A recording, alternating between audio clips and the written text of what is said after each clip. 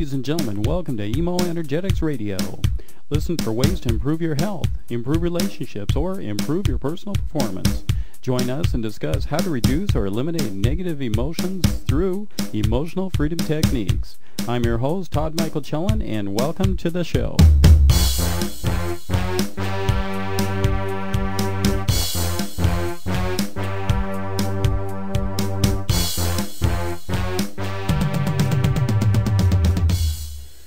Hey everyone, thanks for joining me on EmoEnergetics Radio. Today I will talk a little bit on moving through the emotional jungle of loss, or what's more commonly referred to as grief. Grief itself is not an emotion. It is the normal process of reacting to a loss. The loss may be physical, such as a death, or social, such as a divorce or a breakup, or even occupational, such as a job. Emotional reactions of grief can be described in the 5 stages of loss or grief, which are denial, acceptance, sadness, bargaining, and anger. Denial helps to pace our feelings of grief. There is a grace period with denial, as it is nature's way of letting in only as much hurt and pain as we can handle. Acceptance is often confused with the notion of being all right or okay with what has happened. This is not the case. Most people don't ever feel okay or all right about a loss. This stage is about accepting the reality that our loss is gone and recognizing that this new reality is the permanent reality. Any loss is a very saddening situation, and sadness is a normal and appropriate response. To not experience sadness after loss would be unusual. Next, we have the bargaining stage. We become lost in a maze of if only or what if statements. We want life returned to what it was. We want our loved ones restored. We want to go back in time to recognize the illness more quickly or stop the accident from happening. If only, if only, if only. Guilt is often bargaining's companion. The if-onlys cause us to find fault in ourselves and what we think we could have done differently. Anger is a necessary stage of the healing process of grief. Be willing to feel your anger, even though it may seem endless. The truth that anger has no limits, as it can extend not only to your friends, the doctors, your family, yourself, and your loved one who died, but also to God. You may ask, where is God in all this? Forgiveness is the key in releasing yourself from that bondage that we call anger. EFT can help through each stage of grief, as each stage holds its own validity. EFT is even more helpful in cases of incomplete or repressed emotions of grief. In the process of incomplete grief, one may get stuck in mental, emotional, and/or spiritual levels of mourning. Such people often display observable behavioral symptoms. The more symptoms an adult or a child has, the more likely that he or she isn't done processing or mourning the loss. Some of these symptoms include a seeming forever sad, angry, or depressed feeling, or often feeling numb or nothing in general. People who always seem very intellectual, analytic, and/or unemotional may be wounded grievers, or they may have chosen to remain in denial. Repressed anger is very common in the process of grief. Signs include repeated procrastination, cynicism or pessimism, insomnia or excessive sleep, road rage, lateness, sighing, tiredness, back pain, irritability, rage attacks, sadistic or sarcastic humor, inappropriate cheerfulness, over-controlled monotone voice, or clenched jaws, TMJ, and/or teeth grinding, muscle spasms, tics, or twitches. A third symptom is minimizing the loss, constantly downplaying a loss itself. Oh, she wasn't that important to me. And/or feelings about the loss and its impacts. No, I'm not sad, just tired is all. The ultimate denial is of one's own denial. Number 4 is chronic weariness or depression or apathy. It takes a lot of personal energy to continually repress all of grief's emotions. Addictions are sometimes started in relation to a loss of some sort. Activity addiction. You busy yourself to take your mind off the loss. You become addicted to work, hobbies or sports, worship, committees, socializing, TV, Facebook, fitness and health, sex, cleaning and organizing, shopping or gambling, hoarding, reading or endless education. Another form of abuse would be that of substance abuse. Nicotine, caffeine, fats and sugars, alcohol, or other drugs and medications. One can become addicted to causes. Save the world, save the hungry, save the homeless. Or you also have the excitability addiction, which could be rage or creating conflict, taking risks, religious ecstasy or sexual arousal, and or addiction to toxic relationships, codependent relationships that consistently promote significant shame, guilt, fears, anger, hurt, and anxiety, and or frustration. And all of those are due to trying to punish yourself for the loss. True addicts use one or more of these to temporarily numb or distract or medicate relentless inner pain.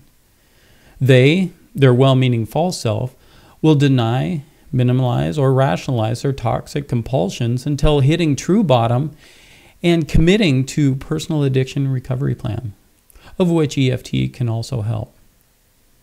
Some more common symptoms of incomplete mourning would be repeated avoidances.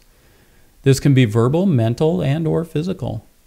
If the loss or something associated or similar comes under discussion, a blocked mourner will often become silent or irritable, tune out, try to change the subject, suddenly get tired and dismiss themselves from a room. One may become withdrawn from normal, healthy activity. They may avoid certain topics that remind them of what they've lost, or places like former dwellings, neighborhoods, cemeteries, churches, and or avoid people who remind them of the loss or how it happened. They may avoid activities and rituals such as holidays, vacations, births, deaths, and graduations. Blocked mourners will often protectively deny such avoidances. Typical single-parent families and step-families abound with such painful reminders, and kids usually act out against anyone that fills the void of the loss. Symptoms can include some chronic pain or illness, especially ones without a clear biological cause. A growing number of professional healers feel that recurrent asthma, migraine or other headaches, digestive or colon problems, back pain, shoulder and neck stiffness, breathing or swallowing troubles, panic attacks, nightmares, allergies, etc. are bodily signals that vital emotions are being repressed. Obesity and some other eating disorders are often a result from repressed anger associated with loss. Adults or kids can numb the pain of the unresolved loss by compulsive overeating, especially the comfort foods. Obesity may also be a symptom of childhood sexual abuse. This shattering personal violation forces the massive losses of innocence, trust, security, and self-respect in a child too young and too needy to understand and protect themselves. EFT used on guilt issues can be far more helpful than endless cycles of failed dieting, which can negatively promote the shame, guilt, and eventually depression and despair set in. Other eating problems like anorexia or bulimia may signal blocked mourning and deep shame as well.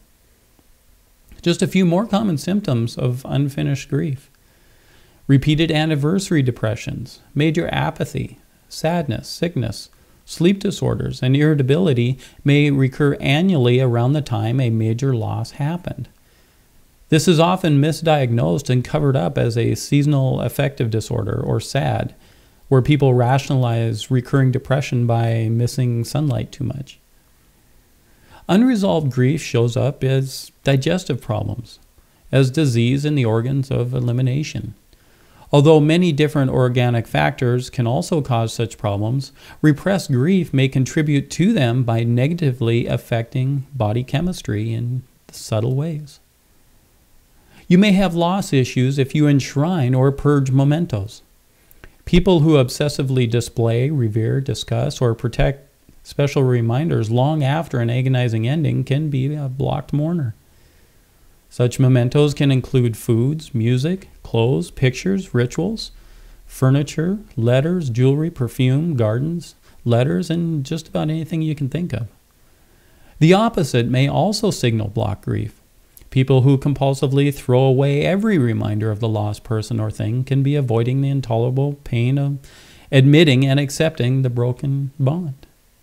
They may or may not be aware that they are even doing this. The last symptom is having exaggerated emotional reactions to the losses of strangers, acquaintances, animals, or even fictional characters. Such reactions include uncontrollable sobbing, lasting depression, intense rages, insomnia, obsessions, bodily reactions, and over-identifications, meaning becoming the hurt one. It is no wonder we are vulnerable in the event of loss in our life. It truly affects every essence of who we are because we define ourselves by our relationships. When a close relationship is no longer there, we need many tools in our toolbox to repair that broken bond. EFT is a wonderful tool to help free ourselves from the chains of the effects of repressed grief and of loss. Let's tap together and start opening the doors to emotional freedom. Think of a specific memory or loss that may be hindering you from moving forward in your life. Please remember that grief has many aspects, and EFT works best if each is worked on as individual issues. Although tapping on general issues can open the door to bring to the surface the hidden aspects that are underlying in your neutralizing process.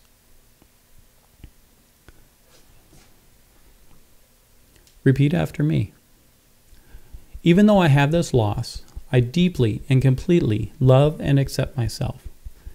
Even though I have this deep and tragic loss, I deeply and completely love and accept healing for myself. Even though I have this hidden and hurting loss, I deeply and completely allow myself to release the emotions connected with my loss. My loss. My loss. My loss. My loss.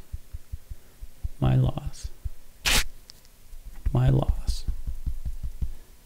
My loss. My loss. My loss. My loss.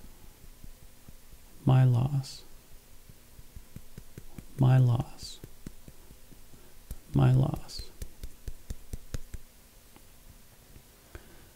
Grief is a multi-layered emotional process that we as humans must master in order to find peace, harmony, and to attain physical health.